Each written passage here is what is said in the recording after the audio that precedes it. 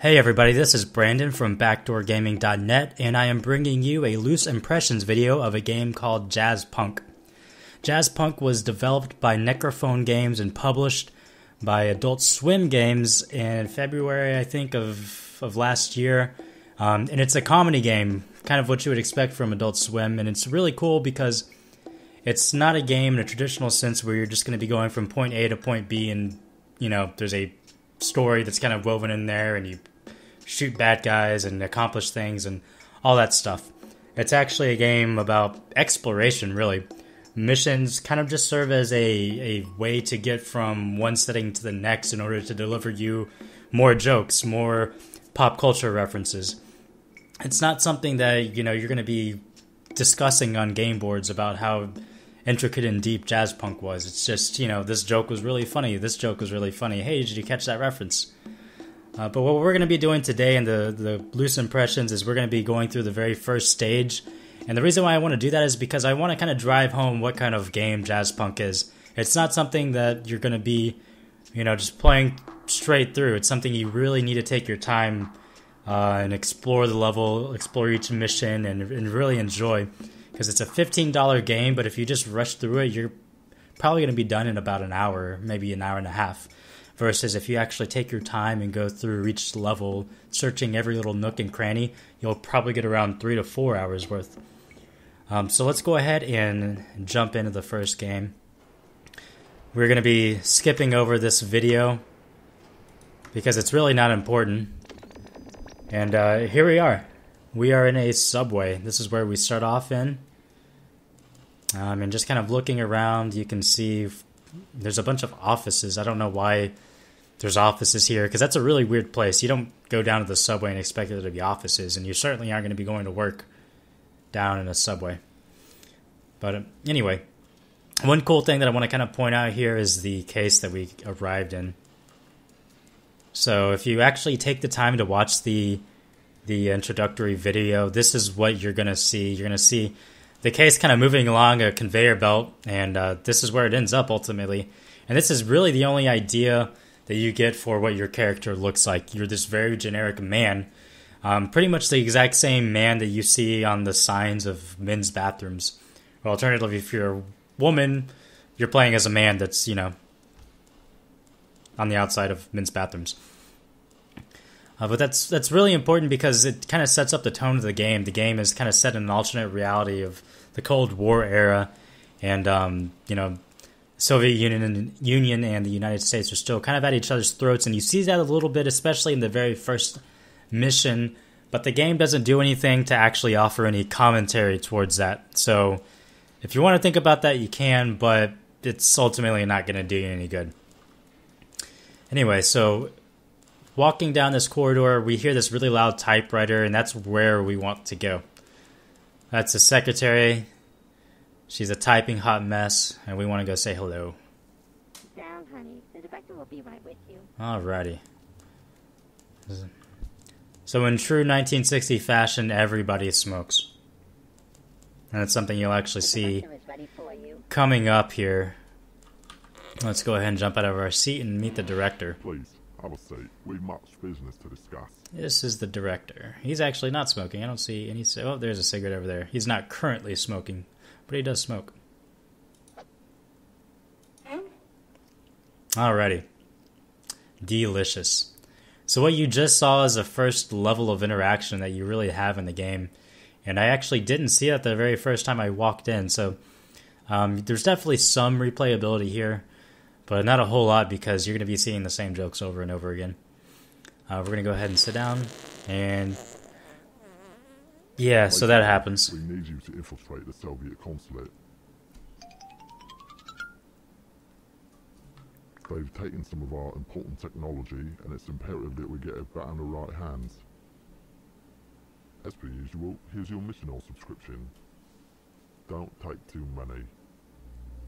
If you need me, I'll be in the wine cellar.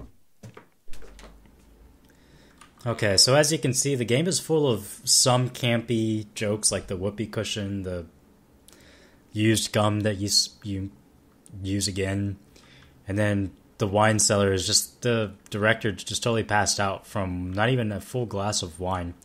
And it doesn't even look like it's wine. It looks like it's grapes. It looks like he's just drinking grapes. But we're going to go ahead and take our medicine here. And it just says, take 1 capsule every mission or until reality is sufficiently augmented. So we're going to go ahead and take these and jump into the mission.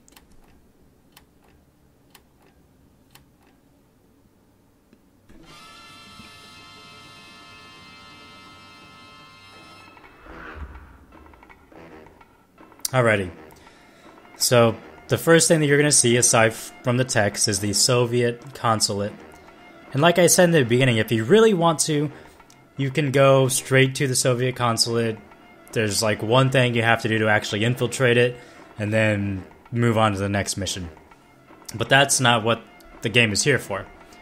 We have this entire block to explore, and there's surprisingly a lot of things to kind of go through and do if you really want to get into it.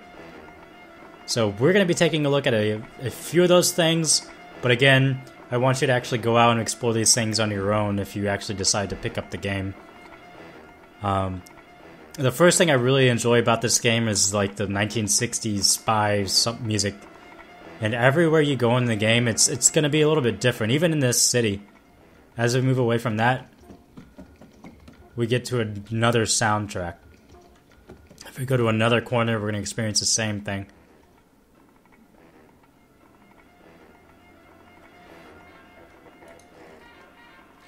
Believe in yourself. Alrighty. But anyway, I really like that. I think it's cool for world immersion. And the game is pretty dynamic as far as a lot of the things you do. It interacts with you in a lot of different ways, such as knocking this guy off. But he's okay. His face is just being ran over repeatedly by vehicles. But you can do all kinds of weird and crazy things like that. Like, for instance, in this cinema, as they call it, you can go in there and you can just generally be a huge asshole by blowing smoke in people's faces and throwing popcorn at them.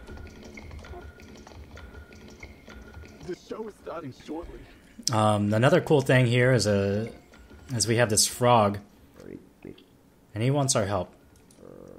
He's trying to get some free Wi-Fi from Starbucks, because who's not? So what you see here is we've just been teleported into a game of Frogger, and what looks like somebody fell victim to a vehicle as he got drugged by. But anyway, we can see over here that's what we want. Oh, I almost died.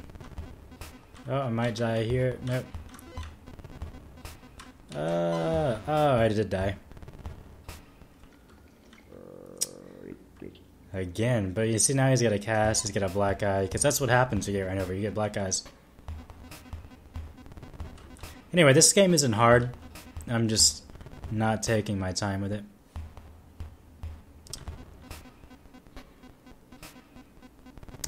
Easy enough, but that's, one cool reference. We've got Frogger here. If we want to keep going through here, we've got a sandwich that we can eat for no real reason. There's a side quest down here. You're right. And all of this stuff is totally optional. Like I said, none of this is related to the actual game itself. You could just go straight to the consulate and get through if that's really what you want to do. But it's not something I would recommend you do.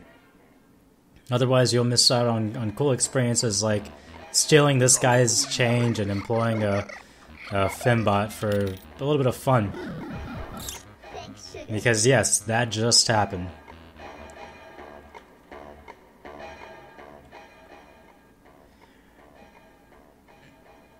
Anyway, the world is really vibrant, it's really colorful. I totally love the aesthetic. I think it's awesome. The trees almost remind me of the Nintendo 64 days where they just look like two pieces of paper that were intersecting each other, and that was a tree. But anyway, one cool thing that I do want to show you is the little hint line we've got here, because this totally eluded me whenever I first saw it. I walked up here, but I had no idea what to type. But the piece of paper is actually down here, and it tells you to dial 555 hint. So that's pretty much what you do. You dial hint, H-I-N-T. And what it does is it gives you this really vague message. Workers take their lunch break at noon. And without any reference or any context, you really don't know what that means. But if you actually go into the consulate, everything becomes very, you can put two and two together here. 12 o'clock lunchtime. So let's make it lunchtime. And there you go, the workers. Off to lunch. And that's how you infiltrate the Soviet consulate here, where we have secretaries that hide bottles of vodka behind their desk. So let's kind of jump in here just a little bit. I don't want to show you how to complete the entire mission, but this is pretty much it for the most part. There's one other really small puzzle that you have to kind of figure out yourself, but we're just going to kind of take a peek in here. Because like in true fashion, even the video cameras smoke in 1950. But these are generally how missions are structured. You get thrown down in an environment and you just kind of check the place out, see if there's anything cool to do. Like for instance, if we come over here, we get another little mini game that I'm really bad at.